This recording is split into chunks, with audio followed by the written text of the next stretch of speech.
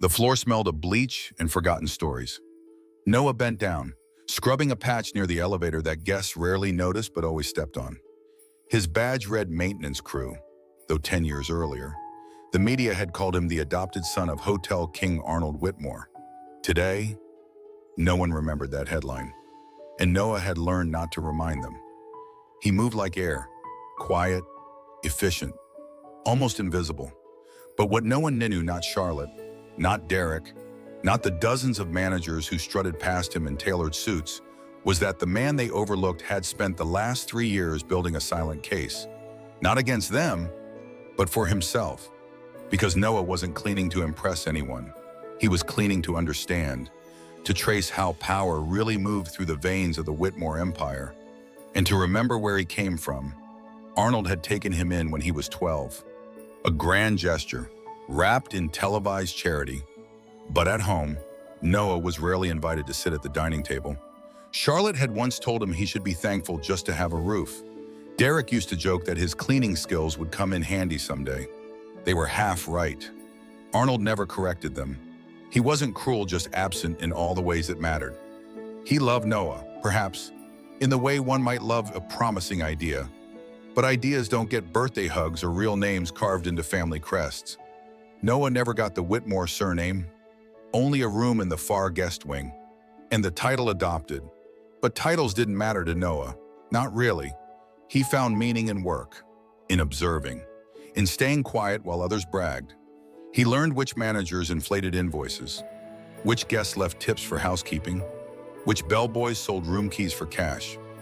Every night, he backed up footage from the portable cameras he hid inside broken smoke detectors, not to punish, but to see clearly. Still, deep inside, there was a quiet question that never left him. Did Arnold bring me in to be part of the family or to feel forever like a charity case? He asked it again the morning the news broke: Arnold Whitmore, dead at 67. A heart attack in Zurich while traveling alone. The world mourned. Business journals wrote glowing obituaries. His name trended for 2 days. Charlotte and Derek posted black and white portraits on their social feeds. Corporate HQ lowered the flag for 48 hours. But Noah received no call, no condolences, no invitation to the memorial. He heard it from the housekeeping supervisor during a morning briefing. Mr. Whitmore passed. She said without emotion, "The company will issue a statement. Staff in black attire until Friday. Services in 2 weeks. Top floor ballroom." Noah nodded, then went back to scrubbing baseboards. But something shifted in his chest that day, a small crack in the dam. For the first time, he allowed himself to want more, not money, not apologies, just clarity, truth, and maybe a reason. As the days ticked by, Charlotte and Derek scrambled to restructure everything. New branding, new policies, whispers of asset liquidation. Behind the polished smiles, they were already carving up the empire. But Noah remained where he'd always been, near the mop closet, just out of frame. And yet, he knew something no one else did. Before Arnold left for Zurich, he had pulled Noah aside in the old greenhouse behind the estate. It was the only conversation that ever felt like a father speaking to a son. "I want to know who deserves this place." Arnold had said, "All of it, not the one who looks the best in board meetings, the one who understands what it means to build something from the ground." You did that, quietly, without asking, just like I once did. Noah didn't answer then, he just nodded, not fully understanding, not fully believing. But now, with the world watching his father's casket roll through the hotel lobby he had mopped 1,000 times, Noah understood exactly what that conversation had meant. And the storm was only just beginning. If this story resonates with you, don't forget to follow Heart Stories for more emotional, unexpected tales that uncover the truth beneath silence. The day of the memorial came wrapped in overcast skies and velvet silence. Hotel Whitmore's flagship property had never looked more sterile. Black drapes over the chandeliers, lilies on every surface, portraits of Arnold Whitmore lined along the marble walls. His face, cold and powerful, stared down at the guests like a monarch carved in stone. The guest list read like a Fortune 500 summit: Politicians, media moguls, business competitors, everyone came, not to mourn, but to be seen mourning. Charlotte took center stage, dressed in a sleek black dress and a pearl choker their father had once gifted to his third wife. Derek walked with confidence that came less from grief and more from ambition. They smiled just enough, hugged just enough, and when the cameras flashed, they held each other like heirs of a kingdom forged from love. Noah stood at the back, in the corridor between the staff prep room and the banquet doors, still wearing his maintenance uniform. He was not on the list. He wasn't expected. But no one stopped a janitor with a tray of bottled water and pressed linen napkins, especially not one who kept his eyes low and footsteps quiet. The ballroom echoed with speeches. Charlotte delivered a tear-stained monologue about legacy and leadership. Derek read aloud a passage from their father's favorite business book, emphasizing calculated succession. Every word was polished, every pause perfectly rehearsed. But in the back of the room, Noah held a small remote in his pocket, and he waited.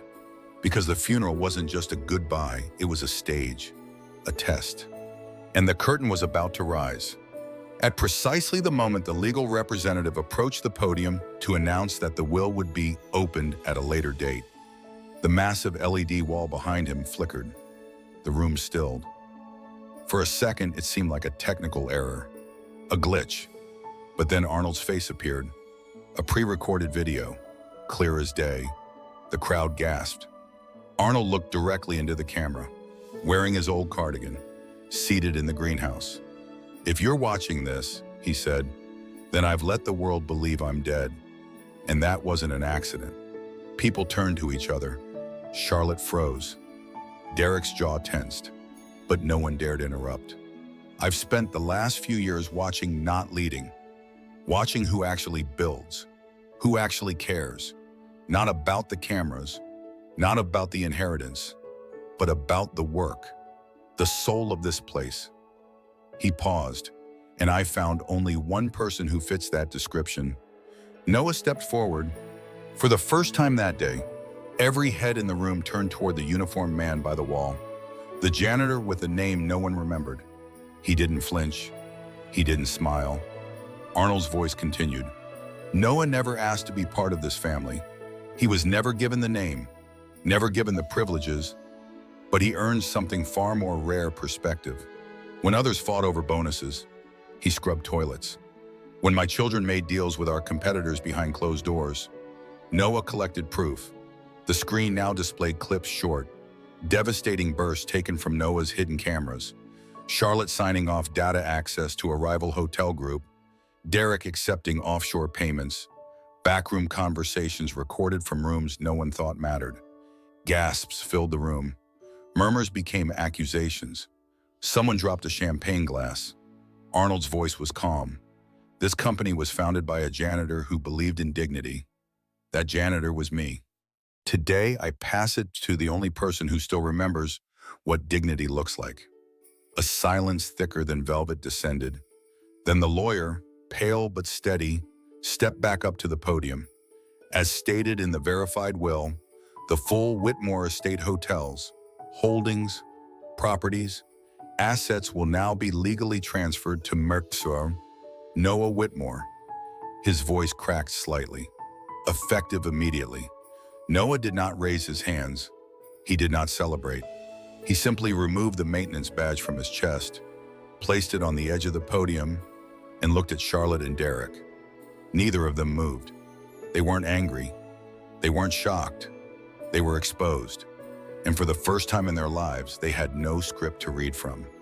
The next morning, the headlines wrote themselves. Heir without a name inherits Whitmore Empire. Adopted janitor stuns corporate world. Son, they forgot, becomes CEO. Noah's face appeared on news tickers. His name, once buried in footnotes, suddenly etched beside billion-dollar valuations. But Noah didn't read the headlines. He rose before dawn, the same way he always had, and drove not to the high-rise headquarters downtown, but to the smallest, oldest hotel in the chain, Whitmore East. Located on the edge of a forgotten highway, far from where cameras could find him, It was the first hotel Arnold had ever purchased. It had no luxury spa, no rooftop bar, just an old key rack, faded wallpaper, and a lobby plant that refused to die.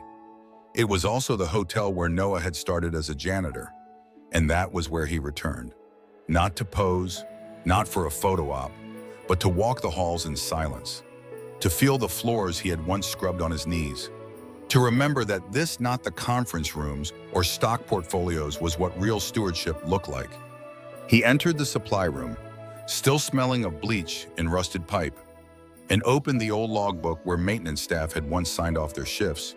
His name was in there, over and over, always signed the same way, N.W., night shift complete, and then he left something else beneath his final signature, note to the staff. If you ever feel unseen, know this. Every kingdom starts with someone willing to clean the floor. He locked the room behind him and drove to the main headquarters for the first time as the legal owner. The lobby of Whitmore Tower, polished stone, golden lifts, framed articles about Derek and Charlotte's vision fell into an uneasy hush as Noah entered in a simple navy blue shirt, not a tailored suit. He nodded to the front desk staff. Most looked away. Some whispered. A few smiled faintly, perhaps remembering a time they'd shared a hallway or a late-night coffee run with the quiet maintenance guy who never asked for anything. At the top floor, a boardroom awaited. Charlotte and Derek were already seated, backs straight, faces unreadable. The rest of the board members fidgeted, nervous, calculating. They had expected a puppet, a figurehead they could manage. Not the man from the videos. Not the one who knew where the waste bins overflowed. Not the one who could name every housekeeper at every hotel by face. Noah sat at the head of the table, not with entitlement, but with clarity. I won't speak long, he began. His voice was calm, but there was steel in it. This company forgot who it was. It became about optics, deals, appearances. My father knew that. That's why he gave it to me. A few board members shifted uncomfortably. I'm not here to embarrass anyone, Noah continued, but I will hold everyone accountable, starting with myself. He opened a folder and passed around copies of his own employment records. Every department he'd worked in, every pay stub, every exit interview, all under scrutiny. If you want to challenge my leadership, he said, start here. I've already investigated myself. Silence. Then, from the far end of the table, the CFO cleared his throat. Mr. Whitmore, Noah held up a hand. Don't call me that. A pause.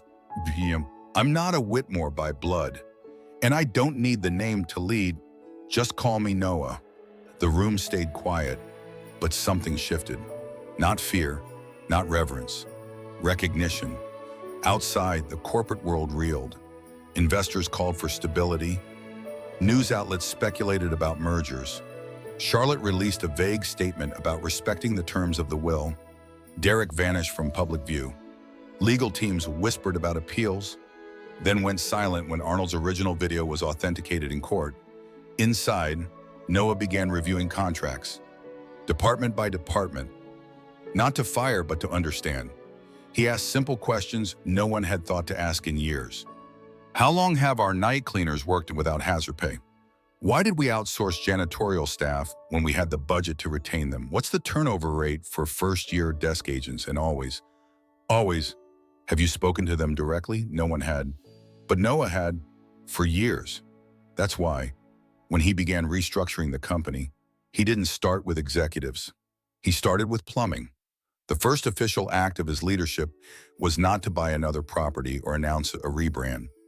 It was to walk into the lowest performing hotel in the system, shake the janitor's hand, and say thank you for keeping this place standing. I used to wear your shoes. I know how heavy they are. By the end of that week, staff at every level had received handwritten letters of gratitude, not from the PR department, from Noah himself, because he knew their names and now they knew his. Weeks passed. The news cycle shifted, but the tremors of what had happened inside the Whitmore empire still rippled through every corner of the hospitality world. A janitor had become CEO, An outsider had inherited everything. But to the people inside the company, especially those on the ground floor, it didn't feel like a disruption. It felt like balance had finally arrived. Noah, however, felt none of that celebration. His days were long, his nights were longer. Most mornings, he still brewed his own coffee in the staff kitchen. He refused the corner office, choosing instead to rotate desks across departments each week. Some whispered that he was eccentric. Others called him a publicity stunt. But those who watched closely saw something else, a man carrying the full weight of two legacies, one biological, one chosen. There was no playbook for what Noah was doing. He wasn't just taking over a company, he was rewriting its memory. In boardrooms, he replaced framed photos of press conferences with candid shots of night staff, laundry workers, dishwashers, faces no one ever celebrated. In the quarterly executive meeting, he opened not with charts or projections, but with the story of a bellboy named Arturo who had once paid for a guest a cab fare when the guest's card declined. That guest would later become a major investor. No one had known, except Noah. He'd been there that night, mopping the hallway. His changes weren't loud, they were precise. He reinstated the education fund for employee families that had been quietly removed under Derek's tenure. He increased maternity leave. He established a task force to assess every department from the ground up, not to punish, but to listen. And when a group of regional managers asked why they were expected to attend a training led by former janitorial staff, Noah simply said, "If you can't be taught by the people who hold your empire up, you're not ready to lead in it." Despite pushback from shareholders demanding flashier results, quarterly satisfaction scores began to rise. Internal turnover dropped. Clients who once viewed Whitmore as cold and corporate now posted online about its unexpected humanity. A quiet revolution was happening, not one of power, but of perception. Still, Noah kept his most personal change for last. He had spent weeks walking the floors of the flagship property, the Grand Hotel in the city center, where Arnold's portrait still hung above the grand staircase. But there was one hotel he hadn't returned to. One location tucked away, far from media, far from marble floors, a site that had been marked for demolition years ago. He took the drive himself. No driver, no assistance. The road was cracked, and the trees overgrew the old signage. But as the gates came into view, he recognized every bump in the pavement. This was where his story began. Before the Whitmores, before the suits and titles, before the name everyone now knew. This was the ground where the Hollow Pines Children's Shelter had once stood, a small, overrun facility for children no one claimed. The place where Noah had once lived in room 27. The building was gone now. In its place stood the neglected shell of a half-renovated hotel, one of Arnold's earlier projects that never reached completion. The files listed it simply as Whitmore Rural Site Number 12. No one visited, no one remembered. But Noah did. He stepped through the gate alone. The weeds had grown wild. Birds nested in the roof rafters. It didn't matter. He stood where his old bed used to be, closed his eyes, listened. Then, without hesitation, he took out his phone and made one call. "This property isn't for sale," he said. "It's for something better." The project launched quietly, no press release, no announcement, just a single line in a company-wide memo. The former rural site number 12 will be fully restored under a new identity. Haven 27 internally, some scoffed, a sentimental waste, no revenue upside. But Noah ignored them, because this wasn't about ROI. This was about return. He oversaw every step of the design himself. The old foundations were reinforced. New rooms built not just for guests, but for programs, skills training for at-risk youth, transitional housing for homeless teens, a small library stocked with donated books from Whitmore guests. At the center of it all, a small bronze plaque mounted on the front desk. "To those who were never chosen. This is your home now." He didn't invite reporters to the opening, just staff and residents, and a few faces from the past who remembered him not as a CEO, but as the boy who used to give his food away. The morning it opened, a young cleaner approached him, nervously clutching a mop. "Mr. Noah," the boy said, "is it true you used to clean like me?" Noah smiled, gently took the mop, placed his hand beside the boy's. "No, you clean like me." He looked out over the property, the soft hum of life beginning again. He didn't feel powerful. He felt grounded, because he hadn't just rebuilt a business. He'd rewritten the origin story, and the last chapter was still waiting to be told. The grand opening of Haven 27 came without confetti, red carpets, or choreographed speeches. Just people, staff, old and new, former foster kids now grown, locals who had passed the broken-down site for years and never guessed what it used to be. And in the middle of it all, Noah, in a navy shirt and rolled sleeves, standing behind the reception desk, welcoming each guest personally. The hotel was modest but warm stone floors with hand-woven rugs, rooms filled with natural light and soft wooden furniture. No gold, no marble, just the kind of quiet dignity that made people breathe easier. But what no one expected that day was a second unveiling. Midway through the afternoon, as Noah gave a short thank you to the small crowd gathered in the courtyard, a woman stepped forward from the back. She wore a faded blue blouse, her hands clasped nervously. Her name tag read, L. Maynard Archives. She carried a sealed envelope. "I think this belongs to you," she said softly. Eyes meeting Noah's. Inside was a folded document, brittle with time, yellowed paper, a birth certificate, the name printed at the top, Noah Whitmore. Silence fell. His fingers tightened on the edge of the paper. I was told I was never given the family name," Noah said slowly, looking up. "That I was taken in from the shelter, that I was lucky to be chosen." The archivist shook her head gently. "Mr. Whitmore requested full adoption when you were brought in, but someone in the family didn't approve. They filed to withhold the name until it was earned. The paperwork was buried in legal limbo. Until now." There was no anger in Noah's eyes, just a quiet unraveling. A clarity that came not with vengeance, but with release. He folded the paper slowly, and in that moment, everything came full circle. Not only had he been a Whitmore all along, he had been the only one who lived up to the name. He walked back into the lobby, past the front desk, past the plaque, and stood before the installation wall he'd kept veiled behind soft drapery. A small group gathered as he pulled the curtain.